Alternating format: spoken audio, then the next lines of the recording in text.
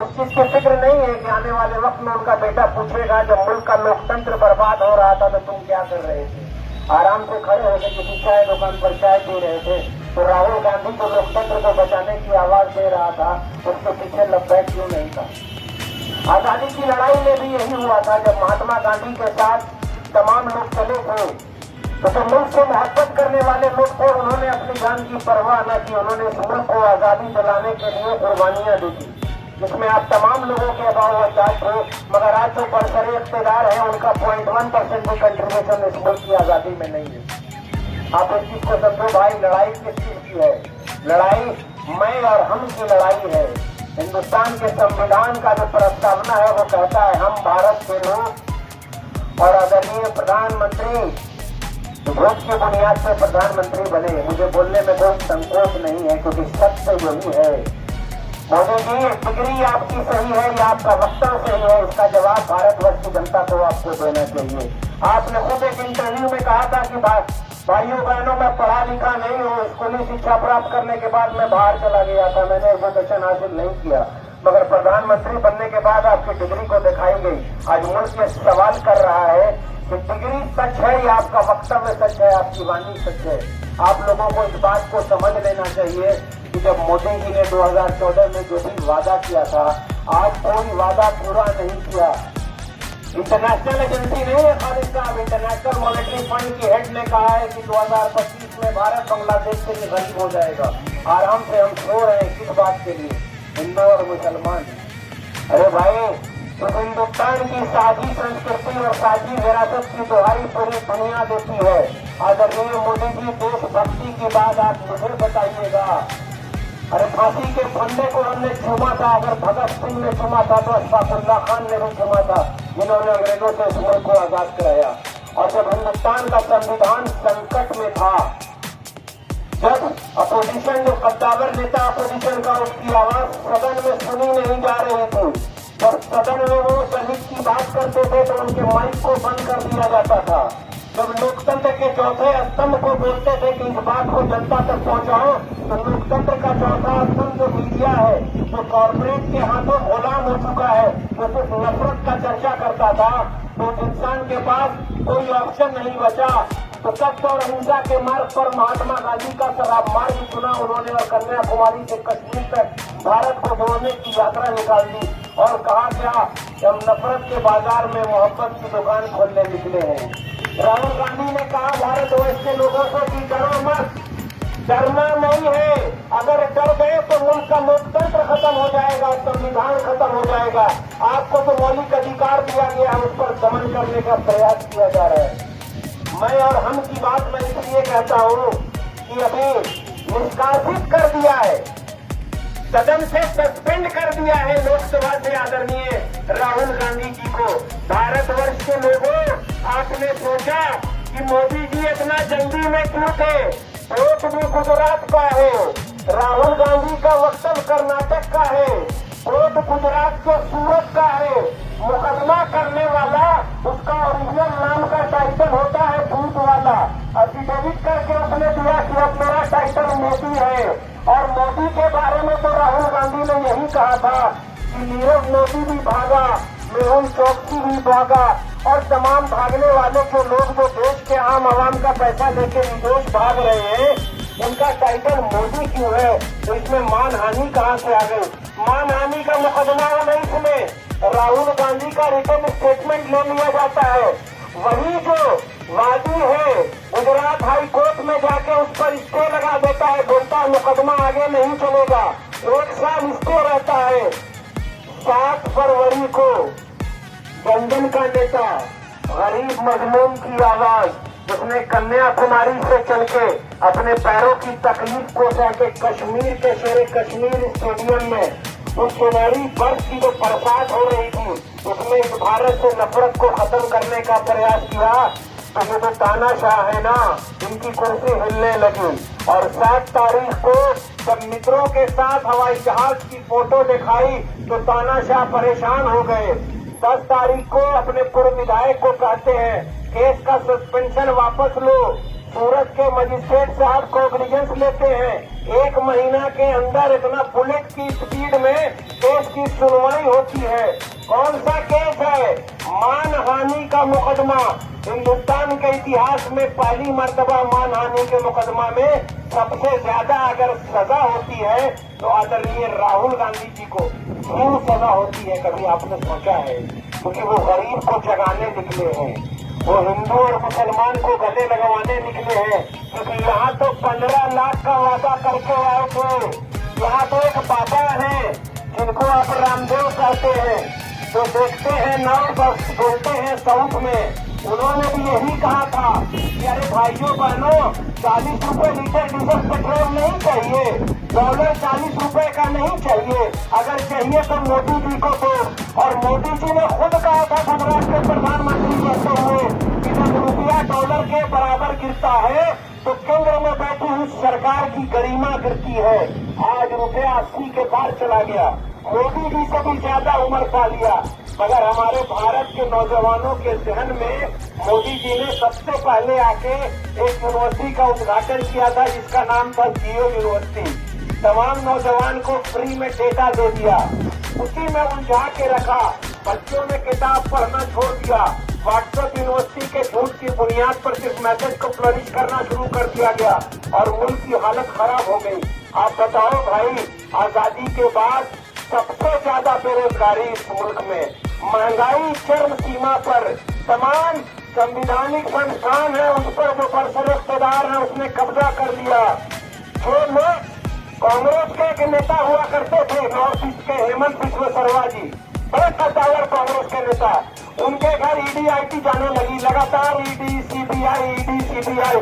बहुत बड़ा भ्रष्ट नेता है। उन्होंने क्या किया कि जाके भारतीय जनता पार्टी ज्वाइन कर लिया। तो मोदी जी के पास वो मशीन है, वो उसमें डालते हैं और इधर से उधर निकालते हैं। इंसान कितना बड़ा भ्रष्टाचारी है, सोच करके निकल जाता है। इसलिए भारत, हम लोग क्योंकि रोजा रखे हुए हैं और इस धूप में अध्यक्ष जी की को सम्मान है ना भाई, उनकी बात को मानना पड़ता है। हम लोग यहाँ आए हैं आपके बीच में ये बात कर रहे हैं, भाइयों इस चीज को समझ लो। दूसरा ही रमजान था, हम हमारे कांग्रेस के सम्मानित नेता का आदेश था, अध्यक्ष जी का आदेश था कि गया में रहना है, अवधेश सिंह जी का आदेश था कि औरंगाबाद चलना है।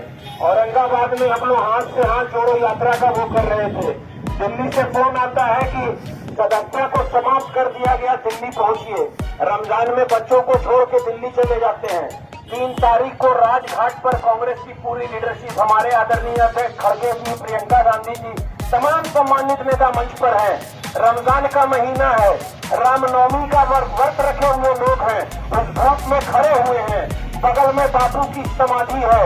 अगर जिन लोगों की आत्मा, अंतर आत्मा की आवाज होगी तो मुझे वहां पहुंच के एहसास हो रहा था कि बापू की समाधि भी रो रही थी कि मुल्क को हमने निकाल कर ये नहीं रखा था, जो आज इस तानाशाह ने इस मुल्क को कर दिया और भारतवर्ष के लोग आराम से सो रहे हैं। निष्कासित तो कर दिया।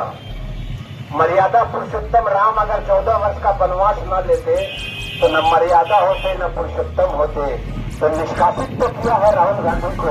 तो सत्य परेशान हो सकता है, विलम्ब हो सकता है, मगर जब से प्रकृति बनी है जीत हमेशा सत्य की होती है। राहुल गांधी सत्य पे है, उधर झूठ की बात है, उधर मक्कारी है, उधर झूठ है, उधर फरेब है, उधर झूठा मुकदमा है, उधर भाई को भाई से लड़ाना है, उधर जात और धर्म की बात करना है, उधर मानवता की बात करना है, इंसानियत की बात करना है, सर्वधर्म संभव की बात करना है, सच्चे सनातनी का दर्श देके वसुधैव कुटुंबकम की बात करना है और धर्म के बारे में सत्य बताना है कि धार्मिक ग्रंथ क्या कहता है। मर्यादा पुरुषोत्तम राम की जो टीचिंग्स है उसको मानने वाले लोग, हम लोग भी बचपन में पंडित जी रहते थे ना, तो मंदिर से जब सिया राम का भजन आता था तो कान में बड़ा अच्छा लगता था सुनने में। तो सनातन को बदल के, देश को खराब करके, भाई को भाई से लड़ा के, नौजवानों के फ्यूचर से खिलवाड़ करके, और जो इस मुल्क की आवाज है, इस परिवार का कंट्रीब्यूशन इस मुल्क में है। हमारे प्रवक्ता मिट्टू जी कह रहे थे कि सुपारी दे रहे हैं तो डर है, और बोल रहे हैं कि अडवाणी जी को खतरा है, जोशी जी को खतरा है, इसलिए उनके आवाज को खाली नहीं कराया गया। अरे खतरा तो सबसे ज्यादा नेहरू गांधी परिवार के सदस्य को है, जिसकी दादी ने इस देश की मिट्टी में अपने लहू का एक एक कतरा दे दिया। उसके पिताजी ने विदेश में राहुल जी के चिखड़ा उड़ा दिया गया। आज राहुल जी बिना डरे हुए, बिना अपनी जान की परवाह किए हुए इस मुल्क की सरजमीन से, यहाँ के लोगों से इतना मोहब्बत है, यहाँ की संस्कृति से इतना मोहब्बत है कि वो फिर वही वक्त लाना चाहते हैं जब मुल्क का बंटवारा हुआ था, एक दूसरा मुल्क बना था, तो पंडित नेहरू ने मौलाना आजाद को गले लगाया था और कहा था कि हम भारत की दुहाई पूरी दुनिया में दिलवाएंगे। वो हिंदुस्तान कैसा था जो हम तमाम भाई लोग एक थाली में बैठ के अंग्रेजों से लड़ाई लड़ रहे थे। आज वही लोग जो अंग्रेजों से खुदकुरी कर रहे हैं, आज राष्ट्रभक्ति की सनद मांगते हैं। हम यही कहते हैं पूरा शहर के तमाम लोगों से, जहाँ तक हमारी आवाज चल रही है, ठीक है भाई, आप अपने अपने काम में व्यस्त हैं, परेशानी सबको आएगी। राहत साहब ने डेमोक्रेसी की बड़ी अच्छी बात कही थी। सीएए के मूवमेंट में हम डेली इस बात को अपने नौजवानों को कहते थे। कहा था राहत इंदौरी साहब ने, अभी हम भारत जोड़ो यात्रा में जब इंदौर पहुंचे तो उनको बेटा सड़क पे हमसे मिला था और हमारे कैंप में भी आया था, राहुल जी से मिला था और राहुल जी के पास खड़ा होकर अध्यक्ष जी उसने कहा कि मेरे वालिद साहब ने जो बात कही थी आज वो मुल्क में बिल्कुल सही हो गई। वो इस दुनिया से चले गए मगर मुझे छोड़ के गए हैं। उस बात को कहते हैं कि लगेगी आग तो आएंगे घर कहीं घर में, यहाँ पे सिर्फ मेरा मकान थोड़ी है। और राज साहब ने कहा था ना कि सभी का खून है शामिल इस मुल्क की मिट्टी में, किसी के बाप का हिंदुस्तान नहीं है। ये जो लोग आए हैं वो हिंदुस्तान के संविधान को तार तार कर रहे हैं। भारतवर्ष के तमाम लोगों, केवल दीघा और खलीज पार के, जहाँ तक हमारी आवाज जा रही है, आज बड़ी ठंडी हवा में आपको नींद आ रही है। जब राहुल गांधी पर के फ्रीडम ऑफ एक्सप्रेशन को छीना जा सकता है तो आप समझ लो संविधान के मौलिक अधिकार पर वार कर दिया गया। आपका तमाम अधिकार जो है वो संविधान की किताब में है। जिस दिन संविधान खत्म हो जाएगा, जिस दिन लोकतंत्र खत्म हो जाएगा, तुम्हारी बात सुनने वाला कोई नहीं होगा। इसलिए ये तुम्हारा दायित्व बनता है। जो लोग सच्चे हैं, जो लोग इस मुल्क से मोहब्बत करते हैं, ये उनका दायित्व बनता है। ये सच्चे गांधी के नेतृत्व में फिर से आ जाओ, इसी कांग्रेस के नेतृत्व में फिर से आओ, जिसने मुल्क को सुंदर संविधान दिया, जिसने मुल्क का विकास किया। आज फिर मुल्क विकट परिस्थिति में खड़ा है। 21वीं सदी में फिर एक सच्चा गांधी पैदा हुआ है जो बोलता है का मोदी जी मैं आपकी एजेंसी से नहीं डरता, मैं आपके मुकदमे से नहीं डरता, मैं गरीब जनता की आवाज को उठाने में कभी संकोच नहीं करूंगा। हम तो सिर्फ यही पूछ रहे हैं मोदी जी कि आखिर ये रिश्ता क्या कहलाता है आपका और अडानी का। हम तो यही पूछ रहे हैं मोदी जी, ये 20,000 करोड़ रुपया जो स्टील कंपनी के माध्यम से इन्वेस्ट हुआ, ये किसका पैसा है? आपने मुल्क की संपत्ति को बेच क्यों दिया अपने मित्र के हाथ में? मुझे हिंदुस्तान का संविधान बचाना है। इसलिए भाई हम आप तमाम लोगों से कहते हैं, हमारे सम्मानित जिला अध्यक्ष बैठे हैं, तमाम कांग्रेस के नेतागण यहाँ बैठे हुए हैं, सुमन जी बैठे हैं, डॉक्टर गगन साहब बैठे हैं, सब लोग बैठे हैं। नौजवानों आओ कांग्रेस की सदस्यता ग्रहण करो और अपने अधिकार की लड़ाई लड़ो। राहुल गांधी के पीछे खड़े हो जाओ।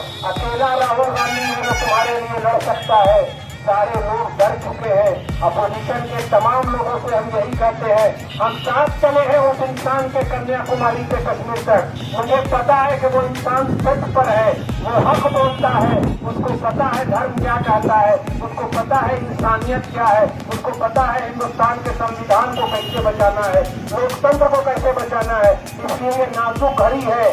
इसलिए तमाम लोग आइए, कांग्रेस के बैनर तले आइए, राहुल गांधी को आवाज दीजिए, राहुल गांधी के साथ खड़े होंगे तो मुल्क के सुंदर संविधान के उसके लोकतंत्र की रक्षा कीजिए। तब आने वाला जनरेशन बोलेगा जब तमाम लोग सड़क पर कांग्रेस के सिपाही खड़े होकर आवाज दे रहे थे तो हमारे भी परिवार के सदस्य मुल्क के लोकतंत्र को बचाने के लिए राहुल के साथ थे। इसलिए बहुत बहुत धन्यवाद आप लोगों का। फिर मौका मिला तो आप लोगों से बातें होंगी। बहुत बहुत शुक्रिया।